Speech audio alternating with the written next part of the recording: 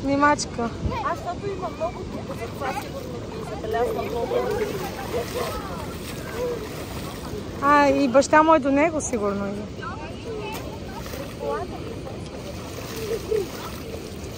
Красиво момченце, жалко. Да? Да. Той се седи съвсем спокойно. Там при нас издават звуци. Дали това е аутисти? Клатят си ръчичките. Той само си играе с водата. То е нормално. За мен.